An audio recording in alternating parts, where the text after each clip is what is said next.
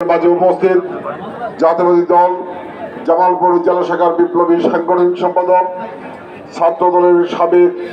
সংগ্রামী আহ্বায়ক, কেন্দ্রীয় সংসদের সাবেক সহ সাংগঠনিক সম্পাদক জনাব শফিকুল ইসলাম খান সজীব, জাতীয়বাদী যুবদল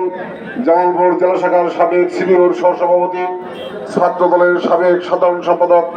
বর্তমান জেলা বিএনপির যুব বিষয়ক সম্পাদক জনাব রফিকুল ইসলাম, জাতীয়বাদী যুবদল জামালপুর শহর শাখার সাবেক সংগ্রামী আহ্বায়ক, জেলা শাখার সাবেক সংগ্রামী সাধারণ সম্পাদক, বর্তমান জেলা বিএনপির যুব বিষয়ক সহ সম্পাদক জনাব মোহাম্মদ মিজানুর রহমান।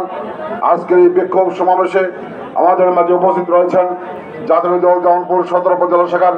সংগ্রামী সাধারণ সম্পাদক রুহুল আমিন মিলন, জামালপুর শহর শাখার সংগ্রামী সাধারণ সম্পাদক শাহ মাসুদ সহ বিএনপি এবং বিভিন্ন অঙ্গ সহযোগী সংগঠনের সম্মানিত নেতৃবৃন্দ, উপস্থিত জাতীয় যুবদল জামালপুর জেলা শাখার সাবেক সম্মানিত নেতৃবৃন্দ, বিভিন্ন উপজেলা শাখা পৌর শাখার সম্মানিত নেতৃবৃন্দ, বিশেষ করে